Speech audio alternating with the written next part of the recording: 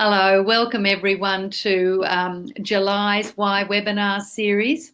We're on a slightly different platform and we'll change some of the housekeeping rules. But first of all, welcome. And I acknowledge all our institutions and our funders for the YCRE in adolescent health, which supports this program. I also want to acknowledge the traditional owners of the country throughout Australia and recognise their continuing connection to land, waters and culture. And we pay our respects to elders past, present and emerging. We're on whichever lands we are on. All of you who've taken part in any of our webinars are part of our community of practice. This will be the exciting development over the next 12 months where we will become a much more interactive practice. And I encourage you to look at our website up there to have a look at some of our resources, but certainly coming soon will be some news how we can be a much more interactive community of research practice in the important area of adolescent health.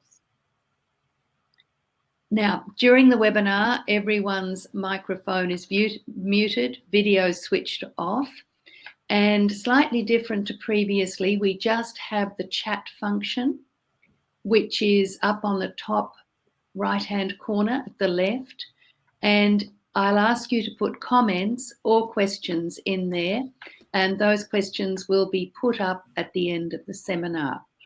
So slightly different format to last time. But importantly, it's my pleasure to introduce Professor Leon Straker. Leon is a distinguished professor at the John Curtin School of Physiotherapy and Exercise Science. I think many of you will be aware of his name as a former scientific director of that very well-known Raine Study. And he's been involved in the longitudinal analysis of behaviour and health data across the teenage decade, particularly in relation to obesity, active and sedentary behaviours, musculoskeletal health and mental health.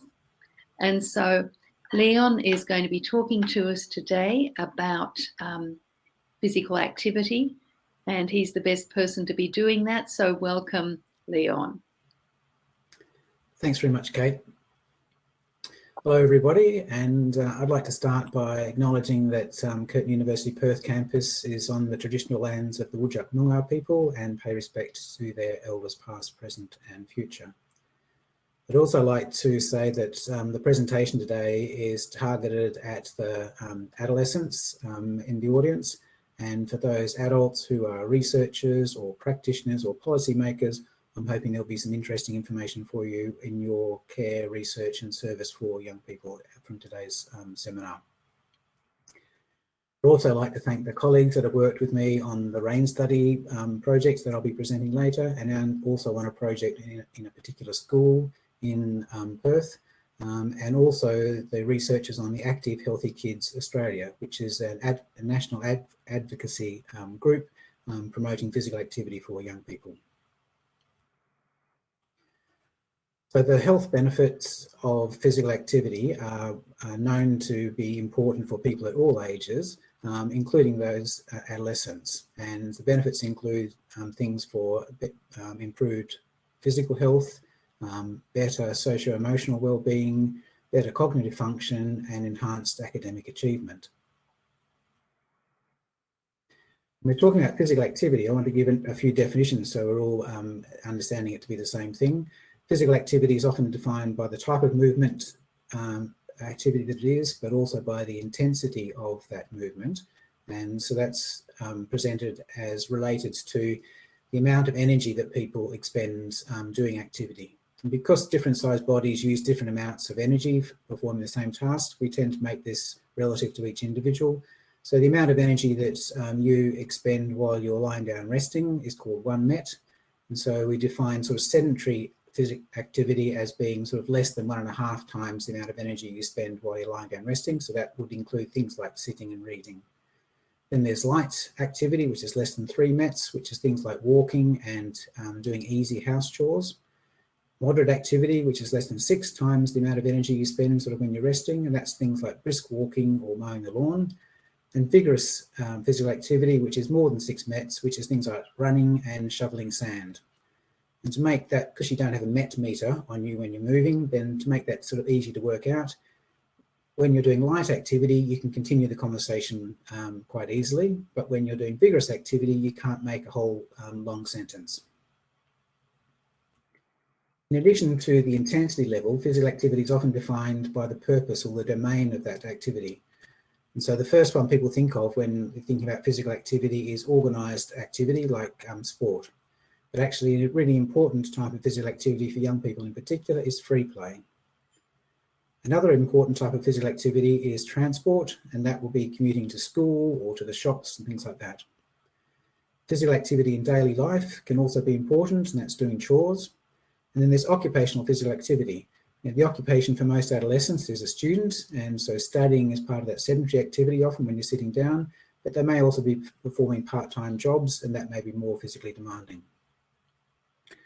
Looking at the contribution of the different types of physical activity to young people in Australia using some national data, you can see in this pie chart that leisure time physical activity from both sport and free play are really important.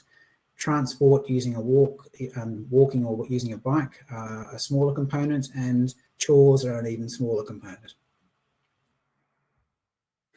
There are guidelines in most countries now for the amount of physical activity that should be aimed for by young people, and Australia has these guidelines as well. And so the headline guideline is that young people should accumulate at least 60 minutes of moderate to vigorous intensity physical activity every day. An expansion of this has added that for additional health benefits, young people should engage in more physical activity up to several hours per day for additional health benefits. So that's about the amount and intensity. Another guideline is talking about variety and suggesting that a variety of aerobic activities should be undertaken, including some physical activities that are vigorous in intensity. And the final one here, that different types of activities should be undertaken. So physical activities that strengthen muscles and bones should be included at least 3 times a week.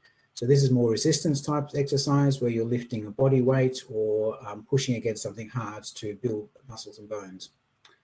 What's missing from the physical activity guidelines for young people in Australia is something that the guidelines for older people have, and that's that we should be doing some activity that enhances balance and coordination.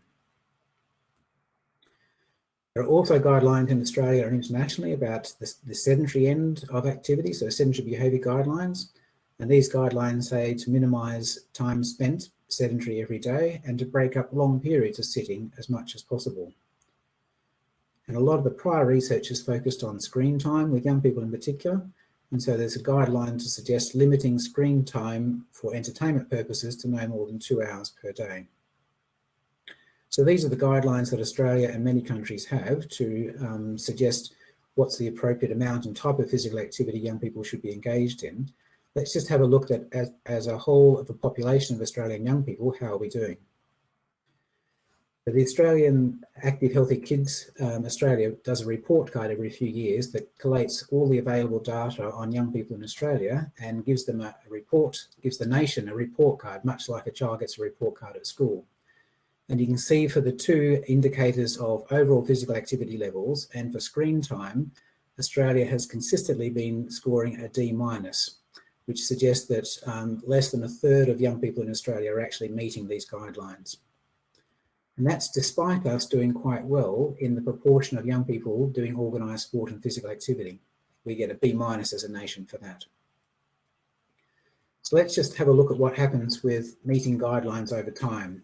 So this graph on the horizontal axis shows young people from young children 2 to 4 years of age through to adolescents 17 years of age.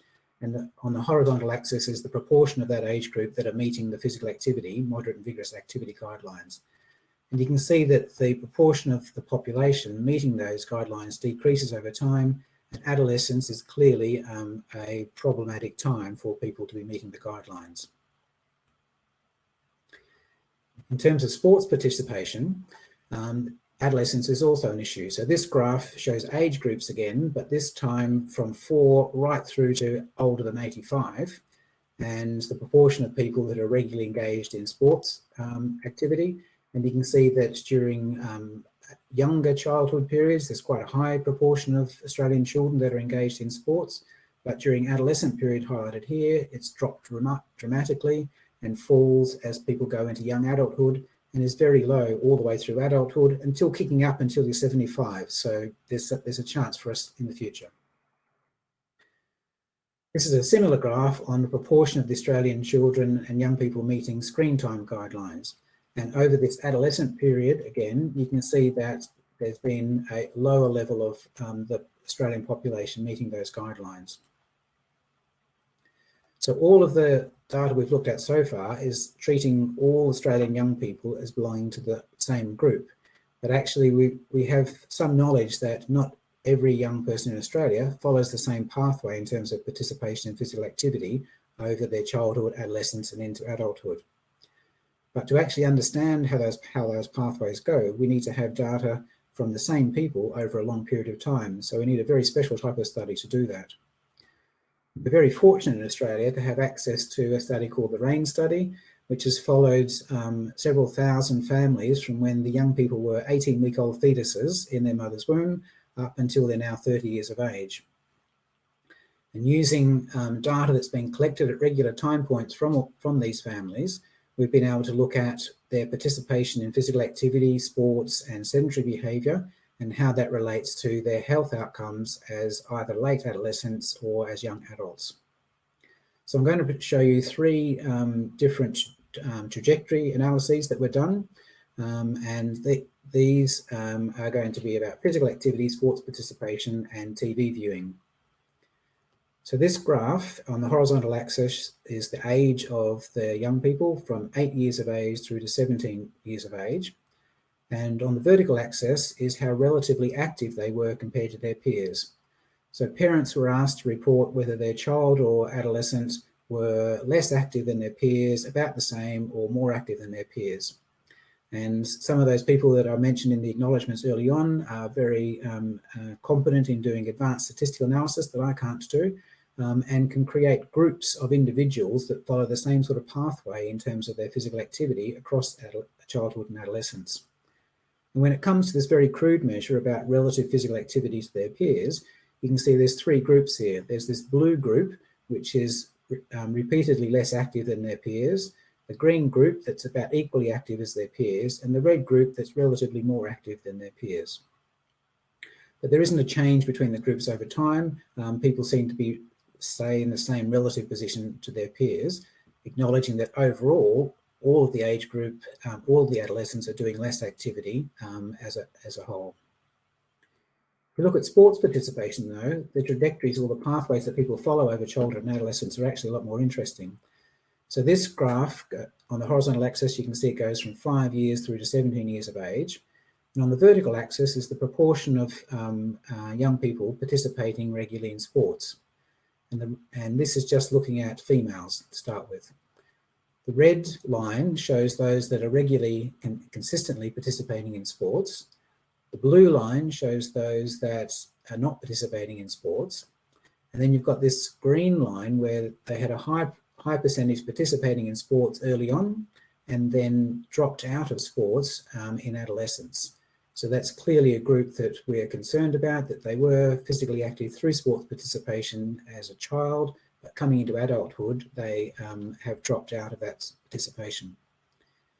There are some quite interesting similarities, but also differences when we look at what's happened to the males over this age. The same age group, 5 to 17, and we have the red group again, which are consistently participating in sports, but we don't have the blue group as people not participating at any time, but we have a blue group who weren't participating at the beginning, but have joined in with sports later across childhood and adolescence.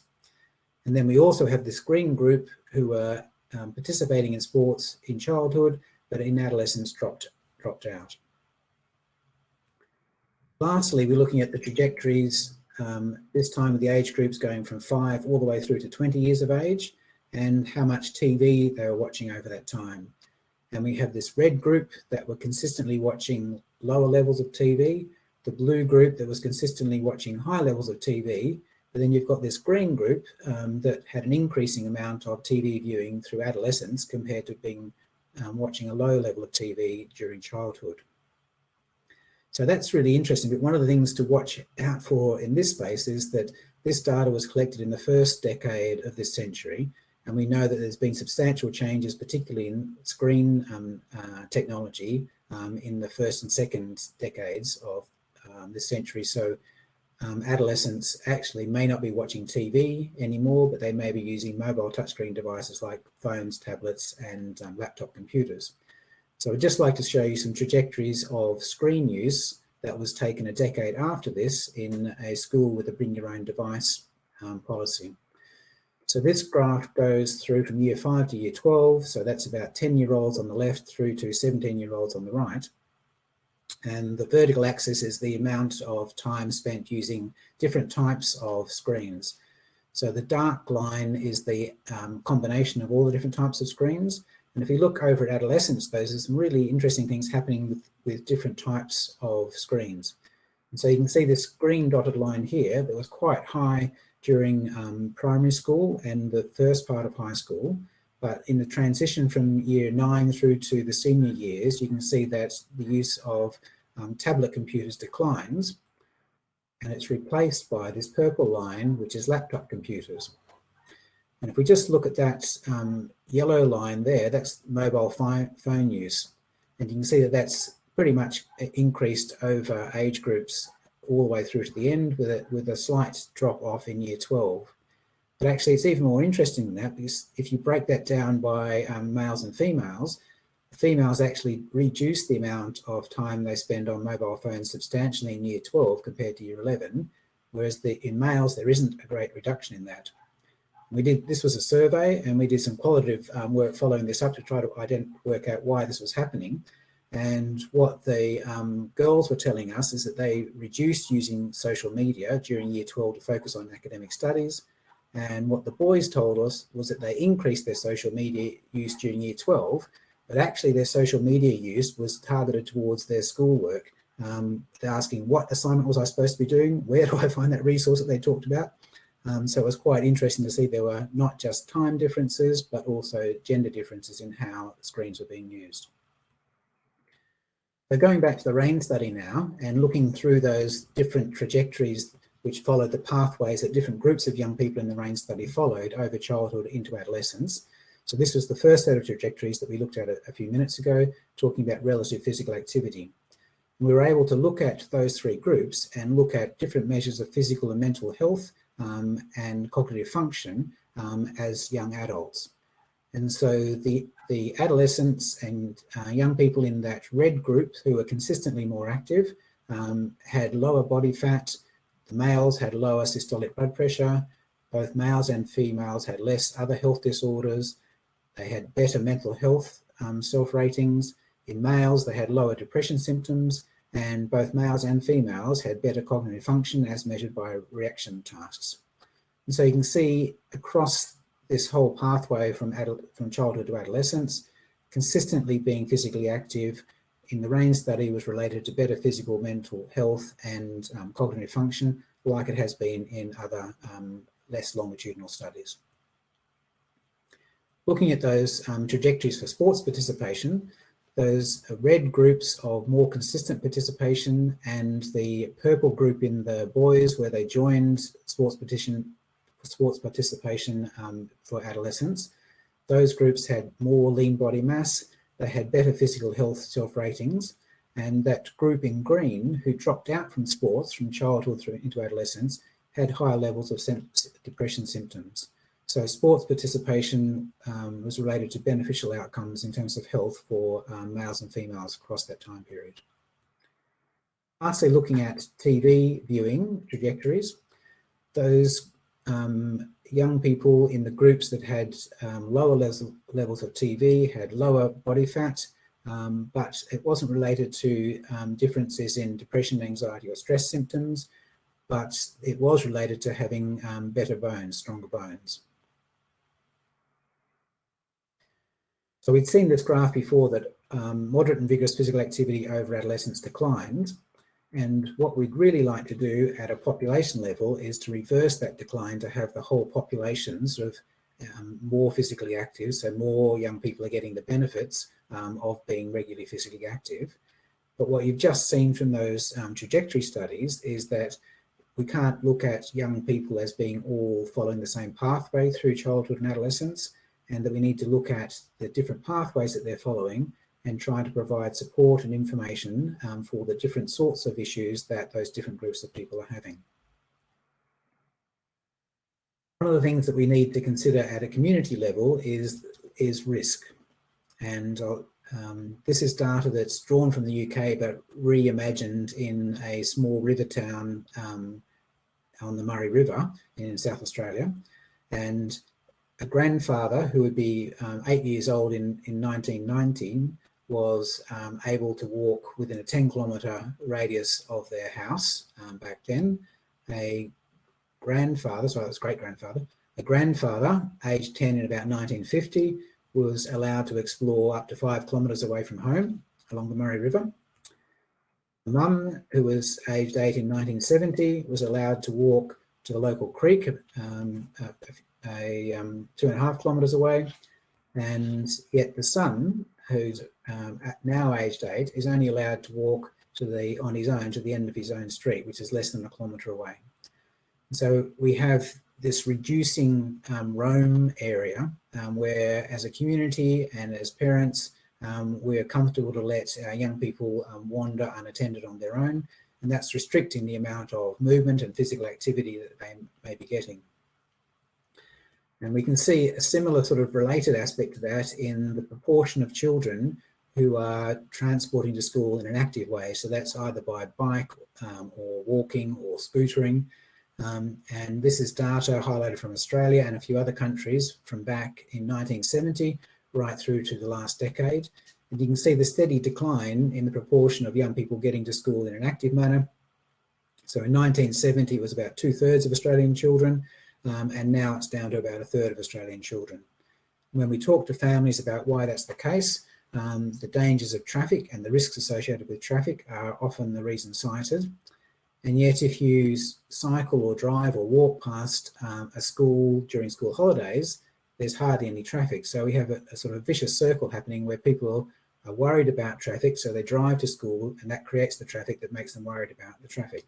But this is an issue about sort of risk and our acceptance of risk and what's the risk benefit for letting children be more active and independent in moving around in their neighbourhood to school. Second area I'd like to talk about with this is movement skills and a potential risk that this creates for young people. So as babies, we all start with reflex movements, and through infancy and childhood, we develop some rudimentary movements, reaching, grasping, crawling, standing, and walking. And then across childhood and into adolescence, we develop fundamental movement skills about being able to run, kick, stand, ride a bike, swim, those sorts of things. And we may develop some specialised movement skills as well, for example, how to play tennis or how to do backstroke or how you lift weights in a squat movement. And as we acquire those skills, we're giving us different choice abilities of what we're going to do across our whole lifespan. And childhood and adolescence is a really key time in developing these skills so that as adults, you've got options about what you can do in terms of being physically active. And there's a risk here for adolescence. So if we have a look at this graph here, this is the proportion of Australian children in grade 6. So that's sort of about 11-year-old preteens, with girls in dark blue, boys in light blue, and different sorts of skills along the bottom there. And you can see that overall, less than half of Australian children coming into adolescence have actually got some fairly basic skills that will enable them to do a variety of physical activities as an adolescent and through their whole life. So the ability to sprint, to jump vertically, to side gallop, to leap, to kick, to throw, and to catch varies with the skill, but on the whole, less than half of Australian teenagers come into adolescence with this skill level, and therefore the ability to be able to participate in various types of activity. While I was preparing this talk a couple of weeks ago, I was watching the Tour de France and the cycling, and one West Australian won one of the stages, Ben O'Connor. And what was interesting about the commentary on that day and several other days is that the commentators were saying that it was obvious to them that some of the riders who, and these are elite professional cyclists, obviously in the Tour de France, some of them hadn't been cyclists as young people, but had come to the sport late. And they thought the commentators were saying that they could pick the people who had come late to the sport and hadn't been cyclists as children and adolescents because they didn't have the same level of skill. So they were really highlighting that adolescence is this key period for young people to develop a whole range of skills to enable them to be active as throughout life. Now, I'm not particularly interested in elite sport. I'm a bit ambivalent about the effect that it has at a population level. What I am really interested in, though, is at a population level whether everybody is comfortable and has some basic skills to be able to do physical activity in their normal life. And so this picture about people just commuting to work and being comfortable and confident in cycling to work, if they hadn't been riding a bike and had that experience as a young person, they may not have the confidence as an adult, and so that option for them as a way of being physically active throughout their whole life may not be available to them if they weren't able to develop those skills as a young person. So I have a few tips for adolescents in how to be physically active, and the first three are fairly traditional and things that you might have seen elsewhere, but I think really important for encouraging sustainable physical activity by young people. So the first one is to do activities that you enjoy, and it speaks for itself. The second thing is to make activities social. So link up with friends or with family to do your physical activity. And the third thing is a bit harder, and that's choosing an active way if it's an option. So look for active opportunities. So rather than just standing still on the travelator up to the supermarket, then actually walk up while the travelator is going. But this is difficult because it's against our genes. We're programmed to conserve energy and not use energy. And so creating opportunities for physical activity is something that actually needs to be going against what your evolutionary development has done for you. There are two other ideas that I've got that will seem a bit strange perhaps at first. There's a lot of talk about young people should use less technology, screen technology. But actually, I'm encouraging young people to use screen technology, but use it to promote their physical activity. So use it to organise their social aspect of their activity. So messaging their friends to get together to be physically active, for example. Using it to increase their enjoyment in the same way. So having music going while you're being physically active, or if you're into numbers, then tracking the kilometres that you've run, the weights that you've lifted, the time of your laps that you've done in swimming can increase enjoyment for you. And then lastly, using technology to get ideas about how you can be physically active. And that's been evident across the world over this last 18 months with COVID, where people have had more restrictions in where they could be physically active and how. And a lot of people have really benefited from going online and getting some good ideas about how they could be physically active. And the idea that I'd like to finish with is this idea of risk. Young people are often told to not take risks, and I'd like to counter this and suggest that young people should be taking the appropriate types of risks. So I'd encourage young people to try new things and to fail. I don't mind if young people lose a bit of skin and get a few bruises when they're trying things and fall off or fall over or get skinned. Teenage bodies repair very quickly, luckily. And this is a great time to be trying things and failing and challenging your body and brain so that your body and brain actually build to be stronger and better. So during adolescence, we all know that's a time when your body is growing rapidly and your brain as well.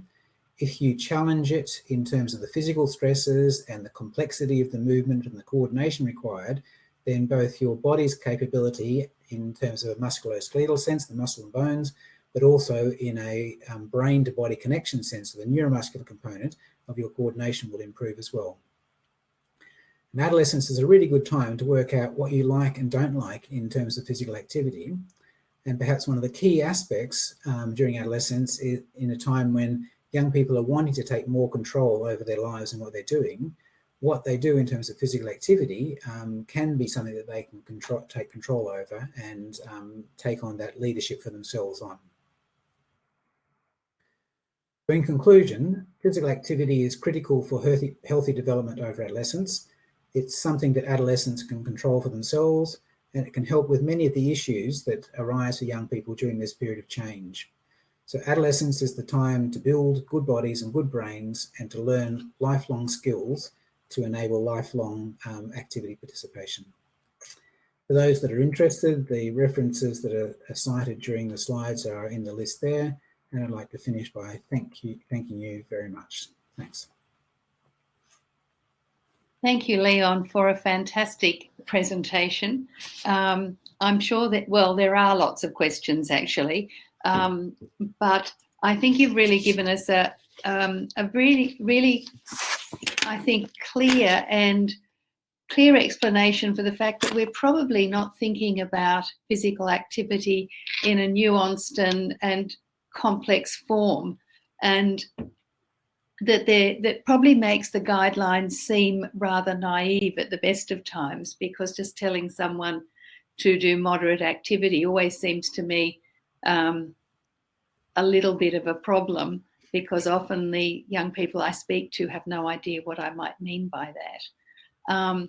So I'm actually going to ask the first question, because I'd like to just chat about the guidelines briefly.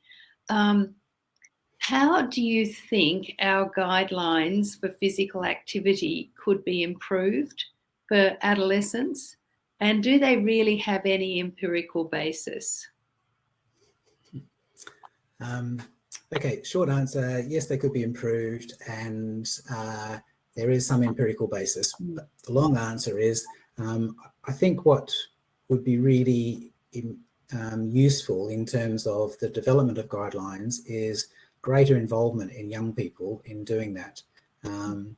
So guidelines are generally done by people like myself who can vaguely remember adolescence in a previous century in a very different world. And so I think involving young people in how that messaging is given and what sort of advice is important for people, I think would be really important.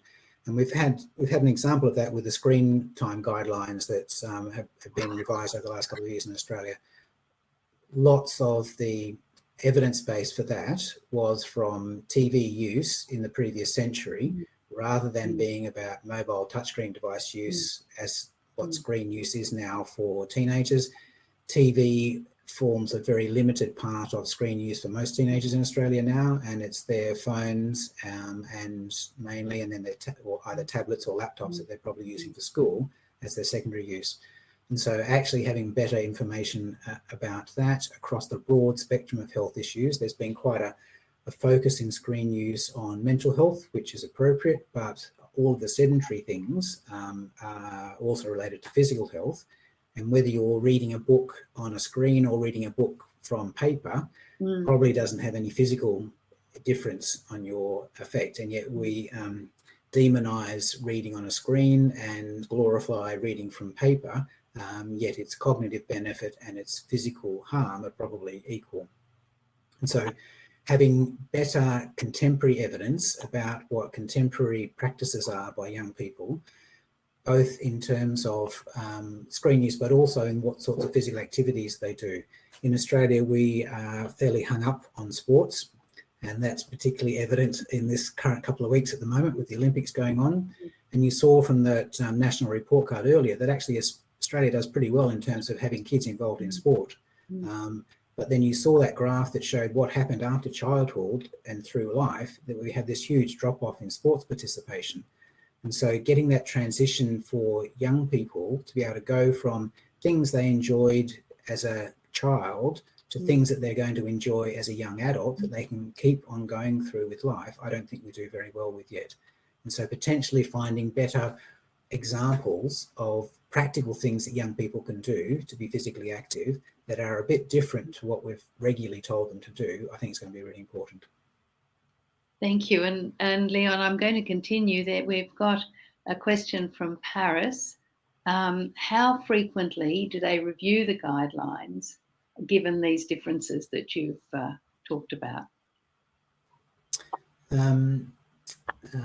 The guidelines in Australia are put out by the Federal Health Department, and from memory, the ones for young people and children lasted for about 10 years before they were revised, and it's usually something like a 2-year process for the revision of them.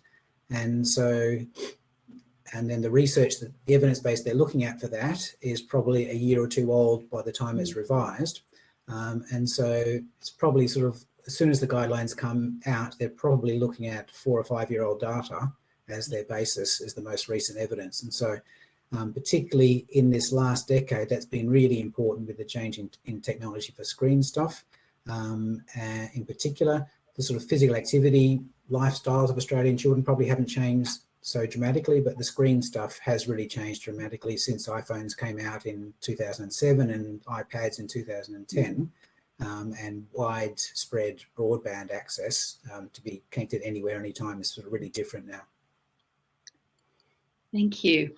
The next question is, do you have any recommendations for resources for adolescents?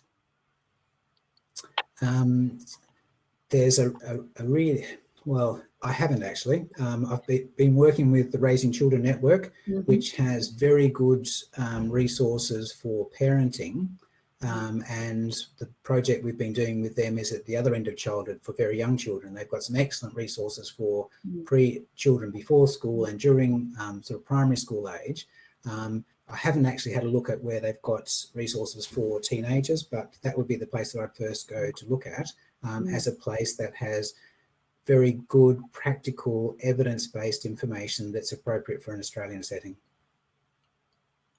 Actually, just following on from that, it's more a comment than a question from Kay, who says, who do the guidelines target? For young people I know, they wouldn't know about them unless it was part of a school assignment.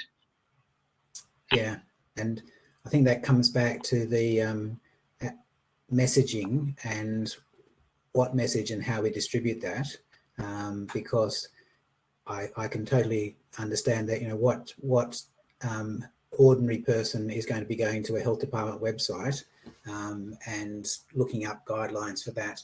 And so there are a number of mechanisms where we traditionally try to get information through to young people, and schools are an important component in that. But there are probably a lot of other ways we could be getting messaging to young people rather than making it part of a school curriculum assignment, to actually make it meaningful in their day-to-day lives. Thank you. Next question from Rachel. I missed whether there were differences between genders, and it would be good to go over that because I think there were some very key points there. Do social expectations and pressures have an impact on the differences between males and female adolescents in skills for physical activity throughout life? Yeah, so in the graph, I presume, Rachel, you're talking about the graph that was talking about the proportion of preteens that could do various types of skills.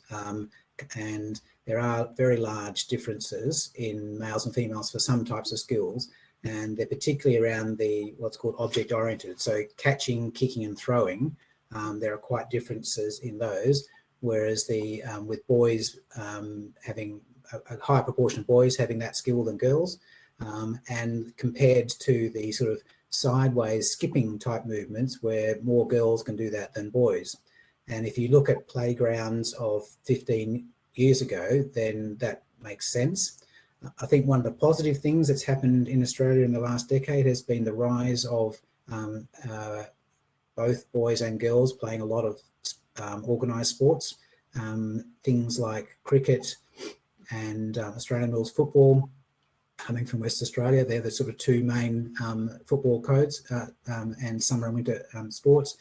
And so, although I'm a bit ambivalent about elite sport, the encouragement of females to do those sorts of sports, I would expect that there's going to be a better uptake in those sports through childhood, And so the next time we look at sort of those movement skills in sort of 5 years' time, I would expect that those gender differences to be lessened, because more girls are going into cricket and football codes, and so having the kicking and catching and throwing object skills. I haven't seen too many more boys doing skipping type things, but maybe with breakdancing or some sort of dance type activities being acceptable for boys now, where it wasn't sort of 50 years ago so much, that may help with that as well. Do you think, Leon, there are social pressures, or do you think it's the effect of puberty on body shape and size? Do you think that has an impact on girls dropping out of sport? I think there's likely to be a range of issues. This is not something that we've researched specifically, but I think it would be really valuable to look at that.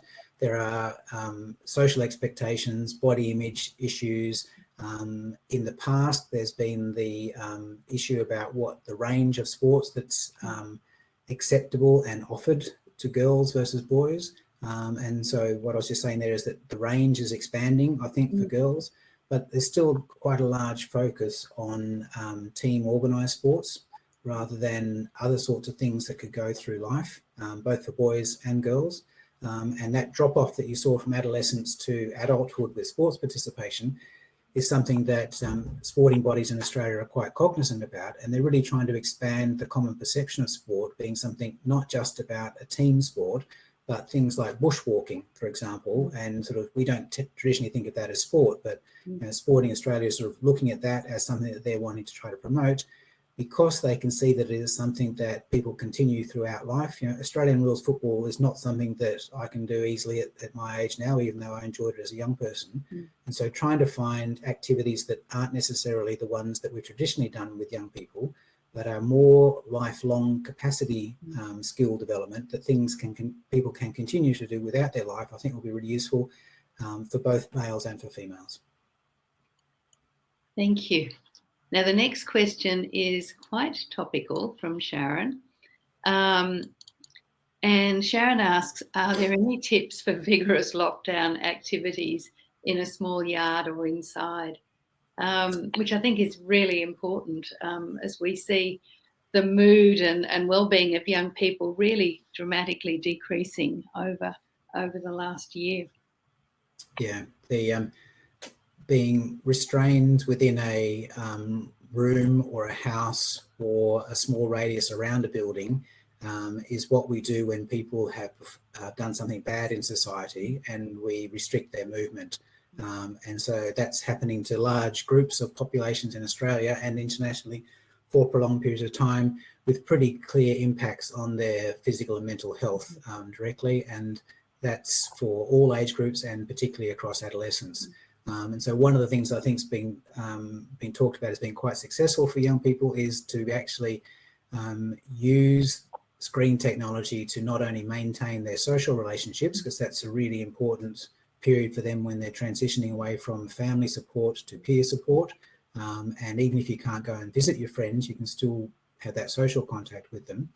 It's clearly important for their educational outcomes to be doing school virtually by screens, but also to be looking for ideas about what you can do within a 2 by 1 metre block, if that's the space that you've got in your bedroom or front yard or something. And there's some really great videos and streams of output by people with aerobic and resistance types exercises, flexibility types exercises that people can do running off their screen to give them an idea and something to stimulate them to do. If it's going to be going for several weeks, like it has been in several states of Australia and looks like it's going to continue to be for at least one state in Australia for a while, then actually having something that has a progression over a few weeks and lets you set some goals and try to achieve those goals over a few weeks, that's another way that sort of young people can look for some great ideas and take control themselves in a situation where lots of people think that they've lost control because they're being restricted in their movement, but actually take control about what you do, how you use your time, and feel and see the benefits in what you do in terms of how you feel physically and mentally. Thank you. I'm sure that's it's those are really useful tips, and it comes back to knowing where to find those things too. I think for young people, it would be good if they could perhaps better understand where they could go and look, although they should be pretty good at searching YouTube, because that's what I guess all of us do to answer our questions. Now, I've got another question from Carla. Oh. Seems to not come up. Carla has asked, has research identified young carers and the impact of their commitments on physical activity and health? It's a great question, Carla. I don't know is the short answer. There's a lot of interest in what happens in the transition from being a child to being an adult and taking on adult responsibilities, and that may well be parenting as well. From anecdotal information and observation, you can see that really does change the capacity and the ability of young people to be able to do physical activity. And so that may well be a particular subgroup that would benefit from having some really good understanding about what is happening for them, what are their challenges, and what sort of supports and resources could actually help them to try to maintain physical activity when they're entering into parenthood a bit younger than their peers perhaps, and without the normal sort of social supports around them in that period of time. The questions keep coming. This one's from Annabelle, who thanked you for the presentation and wondering if you had any thoughts on the balance between physical activity and risk of harm for adolescents. She's particularly named rugby and risk of head injury. And should we be encouraging all forms of sport with some of the current concerns emerging on long-term impact of head injury? Yeah, I think that's a great question, and I know I'm speaking to people in New South Wales and some rugby-dominated states, so I need to be careful what I say. But I'll be blunt about it. Feel free to be controversial. Yeah, I don't really mind if kids get scratches, bruises, even broken bones. Young people heal really well, and as long as the fracture doesn't go through a joint, and it's not compound, then it's all going to be good, and it gives them a nice story to talk about as they're growing up. What I am really concerned about is head injury. So I would have real concerns as a parent and as a physical activity advocate for sports that have head injury risk. And so that's the combat sports, but also some of the codes like rugby. And if you try to imagine yourself if you hadn't watched those sorts of games growing up and through your life, and you're an alien coming in, and you turned on the TV and saw a rugby game and saw these very substantial people developing high accelerations, high movement velocity and large mass colliding with each other, it would be tough to think that was actually a sensible thing to be encouraging young people to do, I think. Very challenging answer to our rugby fanatics. They're still coming in. The next question again relates to teen sport, and it's from Catherine, who says, I find there's very little opportunity for teens to enter a new sports club. It seems they have opportunity to learn skills of sport in primary school, but old clubs aren't interested in teenage beginners. Yeah, I think this is a great observation, and it's a fundamental problem with a lot of our team sports, as Catherine said, and I think it really inhibits a whole lot of really interesting exploration for teenagers to be able to take up a new sport there. And so I was encouraging adolescents to take up new sports, but actually they may well find barriers to that with particular clubs not being interested in taking on somebody who hasn't had that expertise before, because like I was saying with the cycling, if you're coming into a team sport as a 15-year-old and you haven't been doing it for 10 years, your understanding about the strategic gameplay is not going to be at the same level for somebody who's been doing it for 10 years. You may well have the fitness, you may be able to develop the strength and the speed, even to some extent these object handling skills or the particular skills, movement skills that you need. but it may well be the cognitive understanding about just how game strategy and things works that is more difficult to pick up. So I think it's something that sporting organisations can really look at, and that they can think about having a feeder pathway for people who are interested in trying a sport, even though they've got no background in it, because they may well pick up some really good things. And just as a sort of flippant example, if you like, the Tour de France stuff, some of the people who won stages in the Tour de France had been a runner up until a few years ago, and had some issues with running and switched over to cycling. And so people can perform at an elite level if they're coming in late, even though they don't have all of those things. So that'll be a great thing for sporting organisations to look into. No, that's a fascinating observation, and but it still says something. There's something about the teenage brain that we should protect it in sport, but also make good use of it, continuing to learn skills that were probably not at their maximum as a primary school. Now the next question. I've got so many questions coming through, Leon. I am keeping an eye on the time. This question comes from Michael, and again, thanking you for a really informative talk, which it certainly was. And he's talking about risk. Two things. I think it's more a comment on risk, that we're becoming more fearful of any risk, and I think that probably is a true observation. But he also asked, are there any insights into the correlation of how good urban planning contributes to rates of physical activity? Sure. I think one of the nice things about adolescence is that it's this huge period of opportunity, partly because their body and brain is rebuilding itself so rapidly and so quickly that it can respond to challenges in a way that an older body can't. And so you really get a benefit for trying something new as a young person, where it's really hard work once you're over 20, I'm afraid. In terms of urban planning, look, we all think that that's really important, and Australia does very well in most areas for the amount of green space and the facilities for physical activity. But we tend to take those green spaces for granted and not actually use them and activate them. And so that I really support the use of good urban planning to encourage physical activity in green spaces. One of the areas that Australia lags behind in is active transport to and from work. And the photo I showed earlier about people cycling to work was from Copenhagen. You could probably picture the building in the background.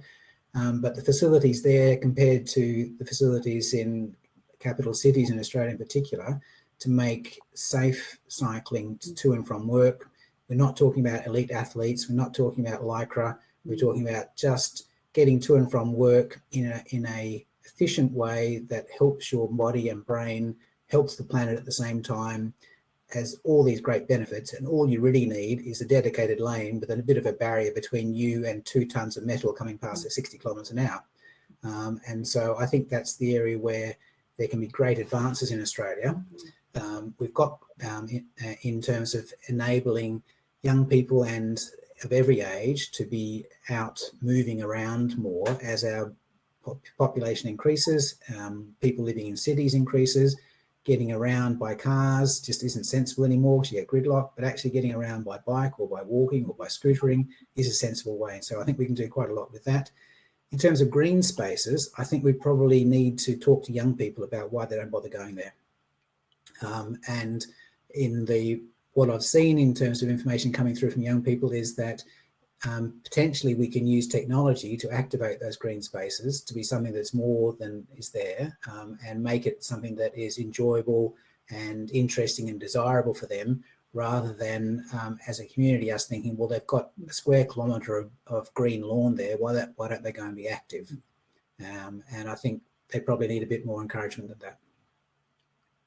This next question follows on a little bit from that, because The significant barriers that exist for young people to access organised sport include cost and also ability and parent engagement or commitment. Are there any resources to promote importance of involvement to parents? And also another comment, also funding opportunities for individuals. Yeah, this is a really good comment. And as with all things in life, the resources that your parents provide for you, both in their time, their finances, and their engagement and commitment, are really essential, really beneficial for young people, but unfortunately are not universally available to young people. And so there are good parenting sites like the Raising Children Network I mentioned before, which does give good information to parents that encourages them to be actively engaged with their children, to model physical activity, to engage and encourage physical activity. That's great.